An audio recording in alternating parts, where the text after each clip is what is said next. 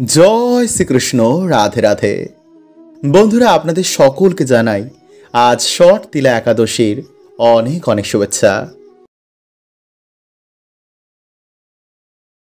বন্ধুরা, প্রত্যেক একাদশী ভগবান বিষ্ণু এবং মা লক্ষ্মীকে অর্পণ করা হয়।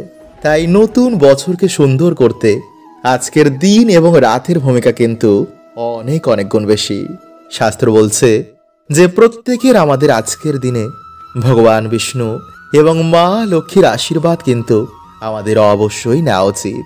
এতে 2024 সালে সর্বকাজে সফলতা আসে এবং মা লক্ষ্মী প্রভুর কৃপায় বাড়িতে সুখ শান্তি এবং আর্থিক উন্নতি হয়। তাই আজকের দিনে যারা বন্ধুরা আপনারা একাদশী পালন করেছেন বা যারা করতে পারেননি, তারা অবশ্যই কিন্তু আজকের রাতে এটি বলে ঘুমান বা এই জিনিসটি আপনারা আজকের রাতে অবশ্যই সাথে নিয়ে ঘুমান এবং ভক্তি মনে আজকের দিনে আপনারা অবশ্যই এই রাধা কৃষ্ণ নামের মহিমা একটিবার শ্রবণ করুন। বন্ধুরা, প্রত্যেক একাদশীতে আমি আপনাদের ভগবানের নাম মন্ত্র গীতা পাঠ বা ভগবানের বিভিন্ন লীলা শ্রবণ করাই, যাতে বন্ধুরা আপনাদের জীবনে সৌভাগ্যের উদয় হয়। কারণ শাস্ত্র বলছে বন্ধুরা, আজকের দিনে ভগবানের নাম, তার লীলা, তার কীর্তন, তার ধাম, তার কথা ভক্তি মনে শ্রবণ করলে ভগবানের বিশেষ কৃপা তাদের জীবনে এসে পড়ে। তাই বন্ধুরা, আজকের এই ভিডিওতে ভগবান শ্রীকৃষ্ণ ও রাধা রানীর নামের কি মহিমা রয়েছে তা আজকের এই ভিডিওতে আপনাদের শোনাবো এবং আজকের দিনে তা শ্রবণ করলে এবং তা নিলে কি ফল প্রাপ্ত হয়, এই সব কিছু বন্ধুরা আপনারা আজকের এই ভিডিওতে জানবেন। তাই ভিডিওটি বন্ধুরা আপনারা একটি লাইক করে কমেন্টে হর হর মহাদেব ও জয় শ্রীকৃষ্ণ অবশ্যই লিখুন। বন্ধুরা, প্রাচীনকালে একজন ব্যক্তি এক সাধুর কাছে গিয়ে বলেন যে আমার এক সন্তান রয়েছে যে কখনো পুজো পাঠ করে না, তার মনে ভগবানের প্রতি কোনো ভক্তি নেই। তাই আপনি এমন কিছু করুন যাতে আমার সন্তানের মনে ভগবানের প্রতি ভক্তি চলে আসে। তখন সাধু বলেন, ঠিক আছে, তুই তোর সন্তানকে নিয়ে আমার কাছে চলে আয়। এই কথা শুনে সেই ব্যক্তি তার সন্তানকে নিয়ে সেই সাধুর কাছে আসেন। তখন সাধু বলেন, বাবু বলো রাধে কৃষ্ণ। এই কথা শুনে সন্তানটি বলেন, আমি কেন বলবো? তখন সাধুটি আবার বলেন, বাবু বলো রাধে কৃষ্ণ। কিন্তু বারবার বলা সত্ত্বেও সেই সন্তানটি বলেন, আমি কেন বলবো? তখন সাধু বলেন যে যখন তুমি মারা যাবে, যখন তোমায় যমদূতেরা যমরাজের কাছে নিয়ে যাবে, তখন যমরাজ তোমাকে জিজ্ঞেস করবে যে তুমি জীবনে কখনো ভগবানের নাম নিয়েছো, কখনো ভালো কার্য করেছো। তখন তুমি যমরাজকে বলবে যে জীবনে একবার শুধু আমি রাধা কৃষ্ণ বলেছি।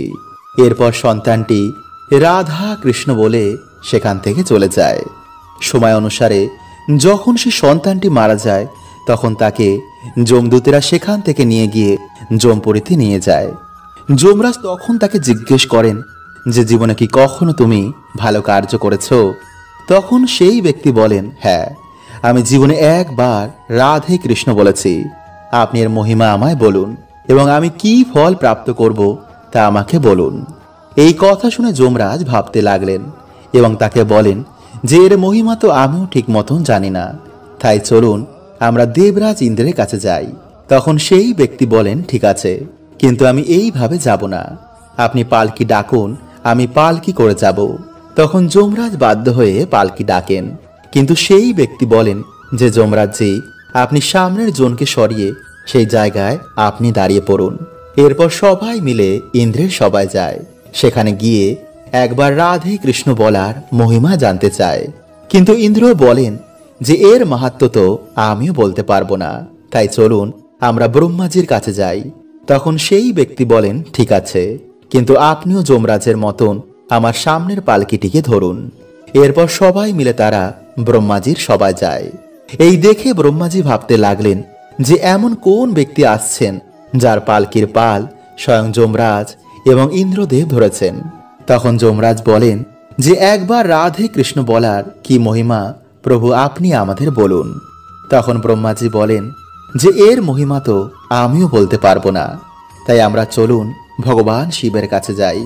তখন সেই ব্যক্তি বলেন, ঠিক আছে, কিন্তু আপনি এই তৃতীয় ব্যক্তির জায়গায় পালকির পালটি ধরুন। এই কথা শুনে ব্রহ্মাজি, যমরাজজি এবং ইন্দ্রদেব তার পালকির পাল ধরে ভগবান শিবের কাছে যায়। তখন ভগবান শিবকে তারা গিয়ে বলেন যে একবার রাধা কৃষ্ণ বলার কি মহিমা প্রভু আমাদের বলুন। এই কথা শুনে মহাদেব বলেন যে এর মহিমা তো আমিও বলতে পারবো না, কিন্তু ভগবান বিষ্ণু এর মহিমা বলতে পারেন। তখন সেই ব্যক্তি বলেন ঠিক আছে, তাহলে আপনিও কিন্তু এই পালকির পালটি ধরুন।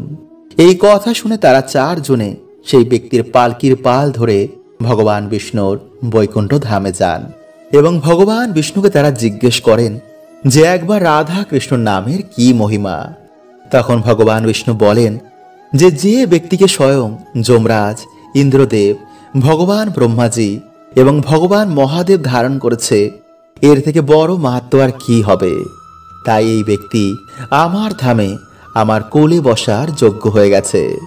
ভগবান শ্রীকৃষ্ণ বলেন যে যে ব্যক্তি একবার মুখ থেকে রাধা নাম বলে, আমি তার সমস্ত পাপ নাশ করে দিই এবং আমি সব কিছু ছেড়ে তার দিকে ছুটে আসি এবং তার মনোবাসনা আমি অবশ্যই পূর্ণ করে দিই।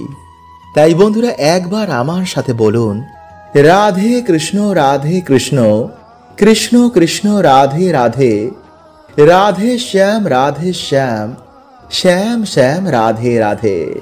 বন্ধুরা আজ আপনি যদি সময় বার করে এই মন্ত্র জপ করতে পারেন তো অবশ্যই কিন্তু বন্ধুরা আপনি এর ফল পাবেনই। বন্ধুরা আজকের এই দিন ভগবান বিষ্ণুকে অর্পণ করা হয়। ভগবান বিষ্ণুর ধাম হলো বৈকুণ্ঠ ধাম। মানা হয় একাদশী পালন করলে জন্ম জন্মের পাপে নাশ হয় আর সে সোজা মৃত্যুর পর বৈকুণ্ঠ লোকে গমন করে। কিন্তু যারা আজ এটি বলেও শোবে তারাও কিন্তু বন্ধুরা একই ফল প্রাপ্ত করবে। হ্যাঁ বন্ধুরা, তাই অবশ্যই কিন্তু বন্ধুরা আজ রাতে এটি বলে শোবেন। আর এরকম আরও ভিডিও পেতে আমাদের চ্যানেলটি সাবস্ক্রাইব করে পাশের বেল আইকনটি অল করে রাখুন আর কমেন্টে লিখুন হর হর মহাদেব ও জয় শ্রীকৃষ্ণ। বন্ধুরা স্কন্দ পুরাণে অনুসার এই একাদশীর সম্বন্ধে নারদজি স্বয়ং ব্রহ্মাজিকে জিজ্ঞেস করেন। আর ব্রহ্মাজির অনুসার এই দিন যে ভগবান বিষ্ণুর পুজো আরাধনা করে সে অবশ্যই মৃত্যুর পর বৈকুণ্ঠ লোক গমন করে।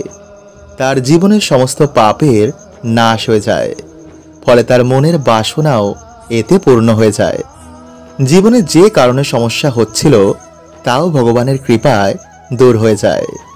তাই বন্ধুরা আপনাদের ব্যস্ততার মধ্যে অবশ্যই আজ রাতে কিন্তু এটি বলে শোবেন। এতে আপনার জীবনে থাকা সকল সমস্যা প্রভু হরণ করে নেবেন, ফলে আপনার জীবনে আসবে অফুরন্ত সুখ ও শান্তি। বন্ধুরা প্রত্যেক দিনই আমরা ভগবানের পুজো আরাধনা করি, কিন্তু বিশেষ দিনে যদি আমরা ভগবানের পুজো আরাধনা করতে পারি, ভগবানের কাছে ভক্তি ভরে কিছু চাইতে পারি, তো অবশ্যই কিন্তু বন্ধুরা সেটি পূর্ণ হয়। কিন্তু কিভাবে তা করতে হয় তা বেশিরভাগ মানুষই জানেন না। তাই চলুন বন্ধুরা এবার আমরা জেনে নিই যে কিভাবে আজকে রাতে আপনারা ভগবানকে খুশি করবেন, যাতে আপনার মনের বাসনা প্রভু পূর্ণ করে দেন।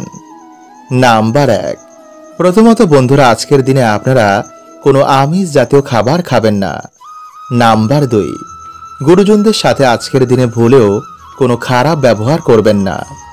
নাম্বার 3, সন্ধ্যেবেলা ভগবান বিষ্ণুর নামে বাড়িতে পুজো আরাধনা করুন। বাড়িতে ভগবান বিষ্ণুর নামে একটি প্রদীপ ধরান। হাতে সামান্য গঙ্গা জল নিয়ে একটি সংকল্প নিন, যেই মনোবাসনা পূর্ণ করার জন্য আমি ভগবানের এই মন্ত্র 108 বার জপ করব।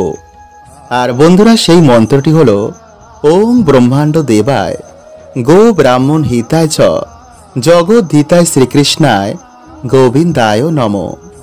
বন্ধুরা আপনাদের এই মন্ত্রটি 108 বার জপ করতে হবে। এছাড়া বন্ধুরা আপনারা ওম নমো ভগবতে বাসুদেবায় নমঃ এই মন্ত্র জপ করতে পারেন, কিন্তু অবশ্যই বন্ধুরা আপনারা সংকল্প নিতে ভুলবেন না। বন্ধুরা স্কন্দ পুরাণে অনুসার এই একাদশীর সম্বন্ধে নারদজি স্বয়ং ব্রহ্মাজিকে জিজ্ঞেস করেন। আর ব্রহ্মাজির অনুসার এই দিন যে ভগবান বিষ্ণুর পুজো আরাধনা করে সে অবশ্যই মৃত্যুর পর বৈকুণ্ঠ লোক গমন করে। তার জীবনের সমস্ত পাপের নাশ হয়ে যায়, ফলে তার মনের বাসনাও এতে পূর্ণ হয়ে যায়। জীবনে যে কারণে সমস্যা হচ্ছিল তাও ভগবানের কৃপায় দূর হয়ে যায়। তাই বন্ধুরা, আপনাদের ব্যস্ততার মধ্যে অবশ্যই আজ রাতে কিন্তু এটি বলে শোবেন। এতে আপনার জীবনে থাকা সকল সমস্যা প্রভু হরণ করে নেবেন। ফলে আপনার জীবনে আসবে অফুরন্ত সুখ ও শান্তি। বন্ধুরা, প্রত্যেক দিনই আমরা ভগবানের পুজো আরাধনা করি, কিন্তু বিশেষ দিনে যদি আমরা ভগবানের পুজো আরাধনা করতে পারি, ভগবানের কাছে ভক্তি ভরে কিছু চাইতে পারি, তো অবশ্যই কিন্তু বন্ধুরা সেটি পূর্ণ হয়। কিন্তু কিভাবে তা করতে হয় তা বেশিরভাগ মানুষই জানেন না। তাই চলুন বন্ধুরা, এবার আমরা জেনে নিই যে কিভাবে আজকে রাতে আপনারা ভগবানকে খুশি করবেন, যাতে আপনার মনের বাসনা প্রভু পূর্ণ করে দেন। নাম্বার 1, প্রথমত বন্ধুরা, আজকের দিনে আপনারা কোনো আমিষ জাতীয় খাবার খাবেন না। নাম্বার 2, গুরুজনদের সাথে আজকের দিনে ভুলেও কোনো খারাপ ব্যবহার করবেন না। নাম্বার 3, সন্ধেবেলা ভগবান বিষ্ণুর নামে বাড়িতে পুজো আরাধনা করুন। বাড়িতে ভগবান বিষ্ণুর নামে একটি প্রদীপ ধরান। হাতে সামান্য গঙ্গা জল নিয়ে একটি সংকল্প নিন, যেই মনোবাসনা পূর্ণ করার জন্য আমি ভগবানের এই মন্ত্র 108 বার জপ করব। আর বন্ধুরা, সেই মন্ত্রটি হল ওম ব্রহ্মাণ্ড দেবায় গো ব্রাহ্মণ হিতায় চ জগদ্ধিতায় শ্রীকৃষ্ণায় গোবিন্দায় নমঃ। বন্ধুরা, আপনাদের এই মন্ত্রটি 108 বার জপ করতে হবে। এছাড়া বন্ধুরা, আপনারা ওম নমো ভগবতে বাসুদেবায় নমঃ এই মন্ত্রের জপ করতে পারেন, কিন্তু অবশ্যই বন্ধুরা আপনারা সংকল্প নিতে ভুলবেন না। আর যারা ব্রত রাখতে পারেননি তারা অবশ্যই আজ রাতে বালিশের নিচে এটি রেখে ঘুমান। এর জন্য আপনাকে পরিষ্কার জামা কাপড় পরে একটি প্রদীপ তুলসী মঞ্চে ধরাতে হবে। তারপর বাড়িতে যেমন পুজো দেন তেমনই পুজো দেওয়ার পর ঠাকুরের আসনে বসে ওম নমো ভগবতে বাসুদেবায় নমঃ এই মন্ত্রের জাপ 108 বার করতে হবে। তারপর ভগবান বিষ্ণুকে নিজের সকল সমস্যার কথা বলবেন। ভাববেন তিনি আপনার কথা শুনছেন। রাত্রে নিরামিষ আহার গ্রহণ করে হরে কৃষ্ণ মন্ত্র জাপ করার পর 4টি তুলসী পাতা নিজের কপালে ছুঁয়ে ভগবান বিষ্ণুকে স্মরণ করে বালিশের নিচে রেখে দেবেন। কারণ ভগবান বিষ্ণু মাতা তুলসীকে বলেছিলেন, যেখানে তুলসী থাকবে সেখানে আমি সর্বদাই বাস করব। এছাড়া তুলসী মায়ের প্রভাবে আপনার জীবন থেকে সমস্ত বাধা বিপত্তি অনায়াসে দূর হবে। সকালবেলা আপনি সেই তুলসী পাতা কোনো জলাশয়ে বা নির্জন স্থানে ফেলে দেবেন। তো আশা করছি বন্ধুরা আপনাদের জীবনে ঈশ্বরের কৃপা হবে। হরে কৃষ্ণা।